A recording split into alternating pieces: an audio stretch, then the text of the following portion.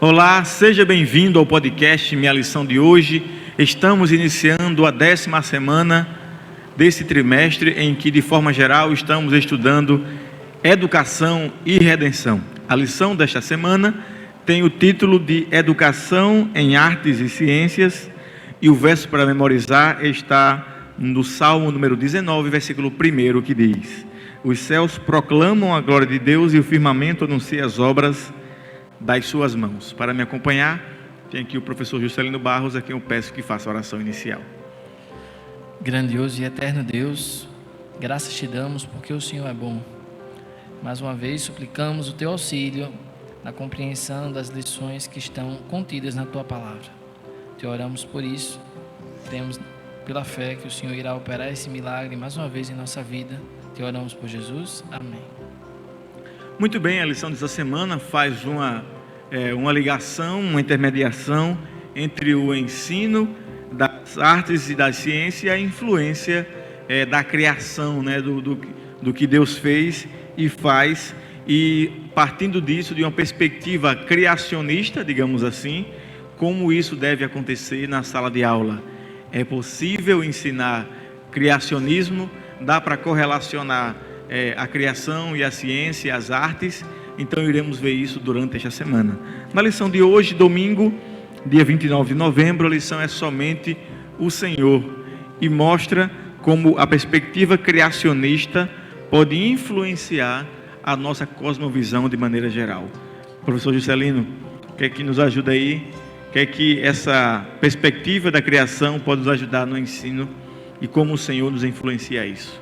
Então, nós como cristãos, nós precisamos questionar essa visão um tanto quanto cartesiana, fragmentária da pós-modernidade, de que há uma independência dos campos do saber, né, pastor? Muitos cristãos acham que ser cristão, ter fé em Jesus Cristo é uma coisa, e fazer ciência é outra, né? Dar aula é outra coisa, que eu estou no meu campo, na minha especialidade. Como se essas ciências, esses campos do saber, eles não devessem estar submissos, cativos da revelação de Deus. E aqui eu proponho a cada um de vocês que comece a se questionar: o que é que você tem recebido da ciência, o que é que você tem recebido do jornal, de qualquer que seja a via de informação que está em contradição com a palavra do Senhor. Nós somos convidados, pastor, né? O apóstolo Paulo fala isso, a submeter nossa mente à palavra do Senhor. E professor Juscelino, devendo lembrar também que essa diferença, né, entre ciência e religião é uma questão histórica. É um rompimento histórico, onde se legava a religião ao obscurantismo, à escuridão, e o Renascimento veio trazendo a ciência. E então, para que se houvesse uma grande oposição, foi-se dito, né, e tentou-se impor isso, que religião, que Bíblia está em contradição à ciência. E partindo dessa ideia que a gente crê e julga não é condizente com a verdade, a ciência ela se correlaciona sim com a Bíblia e com a religião. Nunca houve um mito científico tão propagado quanto esse, de que há um choque necessário entre ciência e religião. Temos bons cientistas cristãos trabalhando na Europa e aqui na América que têm provado o contrário, pastor. Eu poderia citar uma obra como a chamada Correntes Cruzadas, que mostra como que a ciência ocidental ela foi inteiramente pautada na vida de... Ela se desenvolveu com base na visão cristã e por homens cristãos como Galileu Galilei, Isaac Newton, Copérnico e tantos outros que ao longo dos últimos 500 anos investiram no estudo da natureza como uma forma de compreender a glória de Deus. Isso é expresso inclusive nos escritos de Isaac Newton. Então, temos essa obra Correntes Cruzadas, temos outra chamada A Alma da Ciência. Um famoso também estudioso chamado Alistair McGrath tem publicado obras sobre teologia e ciência também. Escreveu um livro chamado Fundamentos entre Ciência e Religião e demonstra como que essas coisas estão, sim, em algum momento associadas. Pastor, muita gente que não está em academia, irmãos leigos, que não tiveram a chance de entrar na universidade, tem a impressão de que a ciência é uma coisa unida, né? Quando você entra na universidade, você percebe que é uma coisa completamente discutível essa questão da verdade científica. Você tem um autor que defende A, outro autor que defende B, outro que defende C. Na realidade, você descobre que mais lá é um conjunto de vozes dissonantes do que um discurso único. Não existe essa coisa de a psicologia diz isso, a medicina diz isso, a história diz isso, a filosofia diz isso. Então, não dá para falar num discurso único na ciência. Logo, não há como dizer que há um conflito necessário entre ciência e religião, se, por um lado, a religião tem um discurso único, a ciência não tem. Então, nós temos também que lembrar que muitas vezes as pessoas pedem evidência, provas, né, da existência de Deus, quando em ciência existem muitos pressupostos que são pressupostos filosóficos, né, que não são provados ou prováveis e se aceita de maneira geral na academia.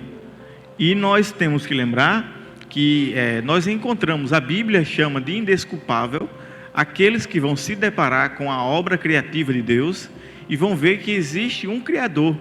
Então, assim, apesar de a gente não poder levar Deus, até porque Deus está acima de tudo isso, para o laboratório e provar que Ele existiu, que Ele existe, nós temos evidências claras de que Ele existe e age no transcorrer da história. Só tem dois tipos de ateus, a meu ver, que tem um discurso assim um tanto quanto fechado sobre a ciência, né? São os cientistas imaturos, os jovens que chegam, isso é o que a ciência diz, depois eles se desencantam e percebem que a ciência é muito mais desconstruída do que qualquer outra coisa.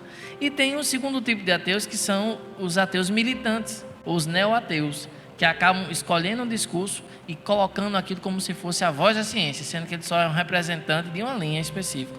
Sobre essa questão da relação entre cristianismo e ciência, queridos, nós, como cristãos, não devemos tornar a ciência como um método de obtenção do verdadeiro conhecimento. A Bíblia é o conhecimento verdadeiro. E a ciência, ela deve ser uma maneira de entendermos a glória de Deus. Quando um cristão vai estudar biologia, pastor, quando ele olha para a complexidade celular, quando ele olha para as leis da termodinâmica, né, olha para as leis da natureza, ele deve tentar vislumbrar ali a inteligência de Deus. Ele deve chegar ali até aquela natureza, como Paulo dizia, né, os homens, eles têm inteligência e eles devem olhar para a natureza e Deus julga a consciência deles. Por quê? Porque eles são capazes, eles são dotados de uma capacidade cognitiva para perceber que existe um Criador. Logo, o ateísmo e todas essas outras ideologias de ceticismo que têm sido disseminadas hoje nos nossos centros educacionais não devem ser levadas a sério. Nós devemos ter uma postura, sim, de resistência a todo esse agnosticismo no nosso tempo e restabelecer um pressuposto básico para a vida humana e para o estudo da natureza, que é a crença em Deus como nosso Criador. Então, nós precisamos perceber a glória de Deus em cada criação, as evidências de que Ele está no controle de tudo e que nós podemos amá-lo, obedecê-lo e percebê-lo em qualquer coisa, inclusive a ciência. Obrigado por participar, por assistir, compartilhe com seus amigos e irmãos. Um forte abraço e até o próximo podcast.